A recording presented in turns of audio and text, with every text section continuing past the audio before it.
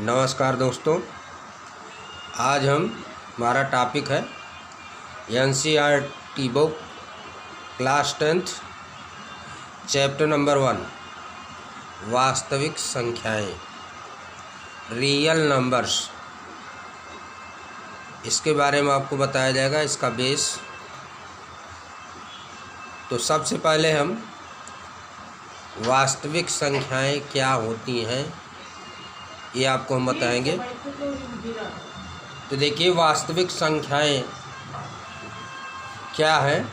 सभी परिमेय संख्याएं और सभी अपरिमेय संख्याएं वास्तविक संख्याएं होती हैं। सभी परिमेय संख्याएं और सभी अपरिमेय संख्याएं वास्तविक संख्याएं होती हैं। इस वास्तविक संख्या को यहाँ नीचे देखिए एक श्रृंखला हमने बनाया है। इस श्रृंखला को देख करके आप वास्तविक संख्या को आप समझ सकते हैं। ये आप श्रृंखला देखेंगे और श्रृंखला देखने के बाद आप इस वास्तविक संख्या को समझ लेंगे। केवल इतना आप जान लीजिए कि परिमेय संख्याएं, सभी परिमेय संख्याएं और सभी अपरिमेय संख्याएं वास्तविक संख्याएं होती हैं। अगले टॉपिक पर आ जाइए, अभाज्य संख्याएं। अभाज्य संख्याएं क्या है? प्राइम नंबर इसको इंग्लिश में कहते हैं। एक के अतिरिक्त वे समस्त संख्याएं जो एक और स्वयं को छोड़कर अन्य किसी भी संख्या से विभाजित नहीं होती हैं, अभाज्य संख्याएं कहलाती हैं। जैसे 2 है, 3 है, 5 है, 7 है, 13 है। ये एक और स्वयं के अतिरिक्त किसी और संख्या से विभाजित नहीं हो रही हैं, तो ये जो संख्याएं हैं ये अभाज्य संख्याएं हैं। अगली संख्या आती है भाज्य संख्याएं, कंपोजिट नंबर्स।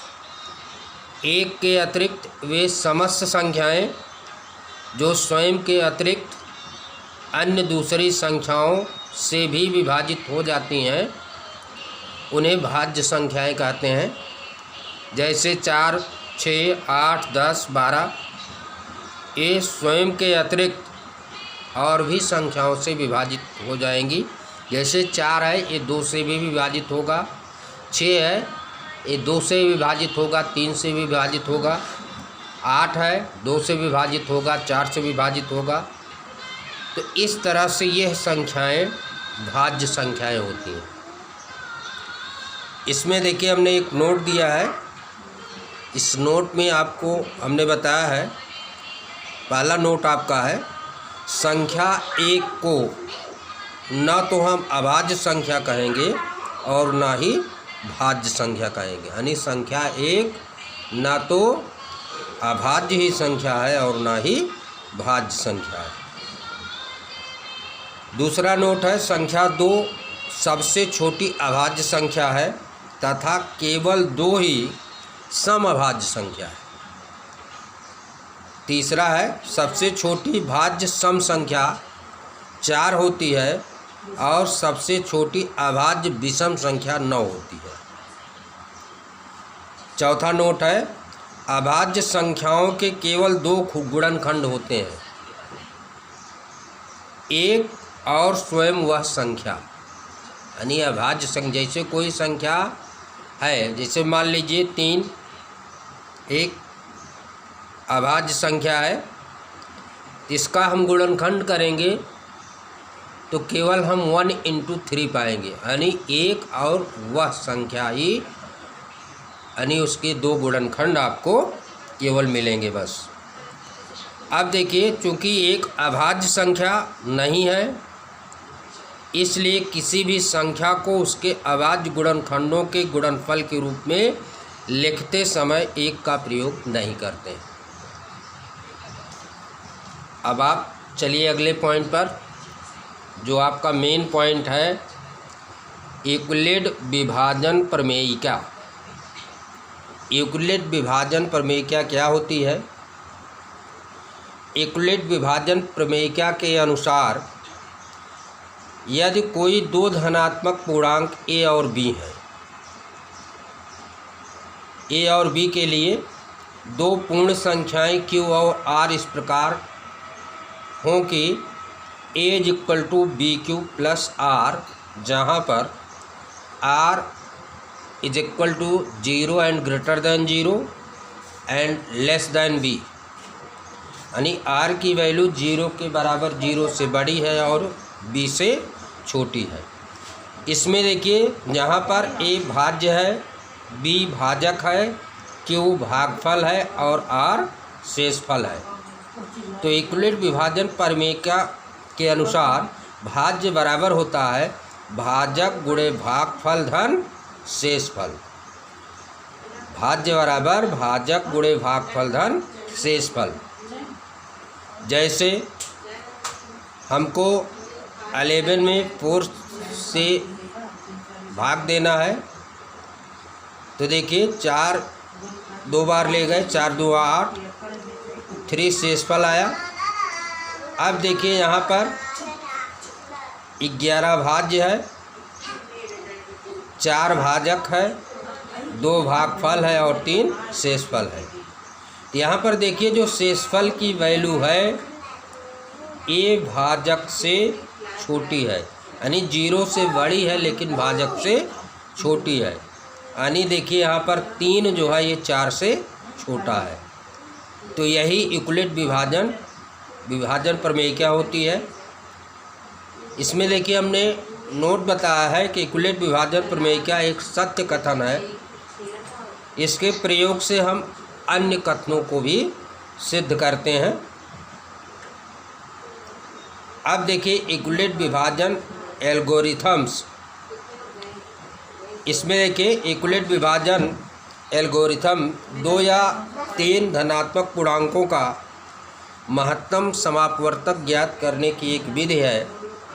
इस विधि द्वारा हम 2 या 2 से अधिक धनात्मक पूर्णांक संख्याओं का महत्तम समापवर्तक ज्ञात करते हैं।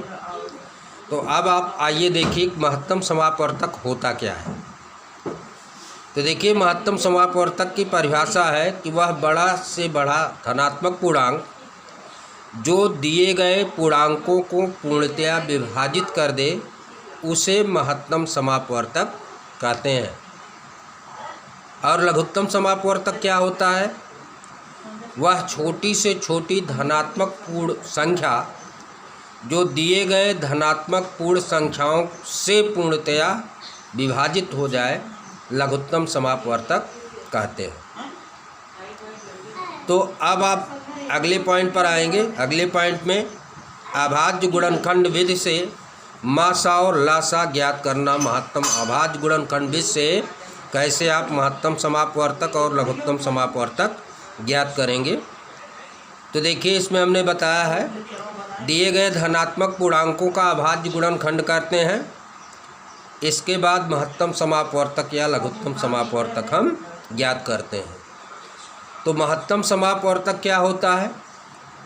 जो आपने धनात्मक पूर्णांकों का गुणनखंड किया है, तो दिए गए धनात्मक पूर्णांकों के अभाज्य गुणनखंडों में से उभयनिष्ठ प्रत्येक अभाज्य गुणनखंडों की न्यूनतम घात का गुणनफल ही महत्तम समापवर्तक होगा। इस तरह से हम अभाज्य गुणनखंड विधि से महत्तम समापवर्तक ज्ञात करते हैं। और लघुत्तम समापवर्तक दिए गए धनात्मक पूर्णांकों के अभाज्य गुणनखंडों में से प्रत्येक अभाज्य गुणनखंड की सबसे बड़ी घात का गुणनफल लघुत्तम समापवर्तक होता है। इसमें देखिए एक नोट हमने दिया है, यदि दिए गए धनात्मक पूर्णांकों के गुणनखंड में कोई उभयनिष्ठ गुणनखंड नहीं है तो उसका महत्तम समापवर्तक 1 होता है। अगर उभयनिष्ठ गुणनखंड नहीं प्राप्त होता है तो उस दिए गए धनात्मक पूर्णांकों का महत्तम समापवर्तक 1 होगा। अब आप अगले पॉइंट पर चलिए। संख्याओं तथा उनके महत्तम एवं लघुत्तम समापवर्तक के बीच संबंध क्या होता है? देखिए यदि 2 धनात्मक पूर्णांक a और b हैं तो ए और बी का महत्तम समापवर्तक गुणे लघुत्तम समापवर्तक ए इक्वल टू होता है, बराबर होता है ए गुणे बी के। यानी दो संख्याओं का महत्तम समापवर्तक गुणे लघुत्तम समापवर्तक के बराबर होता है उन दोनों संख्याओं का गुणनफल। यदि तीन धनात्मक पूर्णांक ए बी और सी हैं तो मासा और लासा ज्ञात करने के लिए देखिए इसमें ए बी सी इन तीन संख्याओं का महत्तम समापवर्तक ए बराबर होता है ए गुणे बी गुणे सी, यानी तीनों संख्याओं का गुणनफल गुणे ए बी सी का लघुत्तम समापवर्तक बटे ए बी का लघुत्तम समापवर्तक गुणे बी सी का लघुत्तम समापवर्तक गुणे सी ए का लघुत्तम समापवर्तक। इस तरह से यदि हमारे पास तीन धनात्मक पूर्णांक ए बी सी हैं तो हम महत्तम और लघुत्तम समापवर्तक इस संबंध से ज्ञात कर सकते हैं। अगले पॉइंट पर आ जाइए। परिमेय संख्याओं का दशमलव प्रसार। कैसे हम परिमेय संख्याओं का दशमलव निरूपण करते हैं, दशमलव प्रसार करते हैं। तो इसमें देखिए प्रत्येक परिमेय संख्या का दशमलव प्रसार दो प्रकार का होता है। पहला है शांत दशमलव प्रसार और दूसरा है अशांत दशमलव प्रसार। तो देखिए शांत दशमलव प्रसार क्या होता है।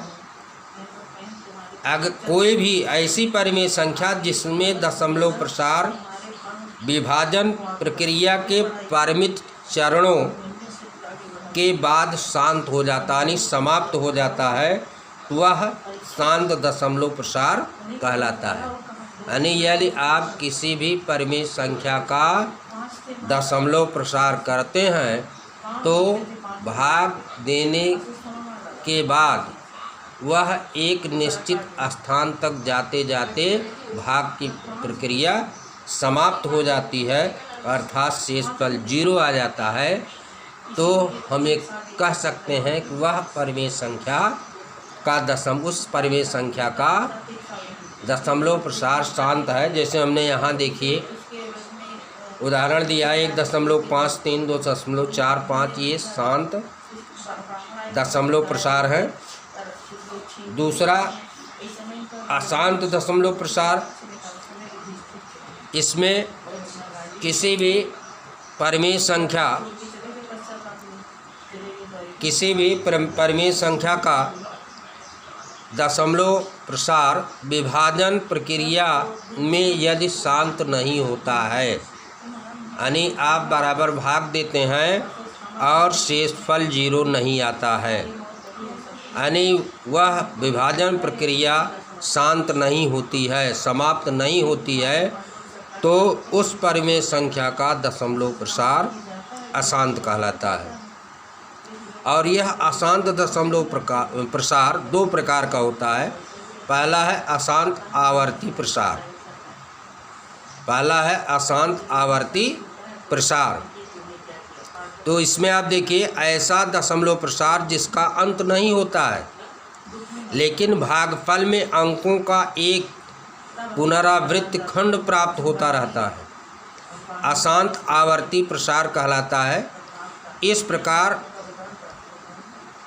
प्रकार जो अंक बार बार पुनरावृत्ति करते हैं उस अंक के ऊपर हम बार लगा करके उस प्रसार को लिखते हैं।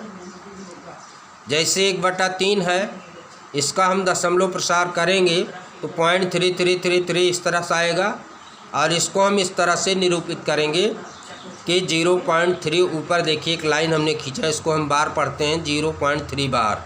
इसका मतलब हुआ 3 बार अनंत बार आएगा। तो इस तरह से इसमें देखिए जो हमने उदाहरण लिया है, यहाँ देखिए अंक 3 की पुनरावृत्ति बार बार हो रही है। तो इस तरह से यह दशमलव प्रसार अशांत आवर्ती प्रसार होगा। अब देखिए अशांत आवर्ती दशमलव प्रसार अशांत अनावर्ती। दशमलव प्रसार क्या होता है? अशांत अनावर्ती दशमलव प्रसार ऐसा दशमलव प्रसार जिसका अंत न हो और भागफल में अंकों की कोई पुनरावृत्ति खंड न प्राप्त हो, वह अशांत आवर्ती अशांत अनावर्ती दशमलव प्रसार कहलाता है। जैसे देखिए, हमने एक एग्जाम्पल यहाँ दिया है 1.02, फिर 002, फिर 0002। इस तरह से देखिए, यहाँ पर अंकों की जो पुनरावृत्ति है वो जो है उसका एक खंड नहीं प्राप्त हो रहा है, यानी कोई भी अंक ऐसा नहीं कि जो बार बार पुनरावृत्ति कर रहा हो एक निश्चित क्रम में। तो इस तरह से जो प्रसार प्राप्त होता है उसे अशांत अनावर्ती दशमलव प्रसार कहते हैं। इसमें देखिए, हमने एक नोट दिया है कि अगर कोई शांत दशमलव वाली संख्या और अशांत दशमलव वाली आवर्ती संख्या अगर है तो उन संख्याओं को हम P/Q के रूप में लिख सकते हैं, यानी भिन्न के रूप में हम उसको व्यक्त कर सकते हैं। तो जब उसे हम P/Q यानी भिन्न के रूप में व्यक्त करेंगे तो वह संख्या परिमेय संख्या कहलाएगी। कहने का मतलब शांत दशमलव वाली संख्या और अशांत दशमलव वाली आवर्ती संख्या परिमेय संख्या होती है, जबकि अशांत अनावर्ती दशमलव वाली संख्या वह परिमेय संख्या नहीं होती है। अब देखिए, इसमें अगला पॉइंट है कि अगर कोई परिमेय संख्या दी गई है तो हम किस प्रकार से बिना विभाजन प्रक्रिया किए हुए किस प्रकार से हम ये बता सकते हैं कि वह शांत दशमलव वाली संख्या है अथवा अशांत दशमलव वाली संख्या है। तो देखिए, यहाँ पर नोट में ही हमने दे दिया है, अगर कोई परिमेय संख्या दी गई है तो परिमेय संख्या के हम हर का गुणनखंड करते हैं। अगर हर का गुणनखंड 2 की पावर n इंटू 5 की पावर m के रूप का प्राप्त हो जाता है, जहाँ पर mn ऋणोत्तर पूर्णांक है, तो ऐसी स्थिति में उस परिमेय संख्या का दशमलव निरूपण शांत होता है, अन्यथा अशांत होता है। तो हर के गुणनखंड में अगर हर का गुणनखंड 2 की पावर n गुणे 5 की पावर n के रूप का नहीं है तो वह उस परिमेय संख्या का दशमलव निरूपण अशांत होगा। इस तरह से ये आपका चैप्टर नंबर 1 का पूरा बेस है। धन्यवाद।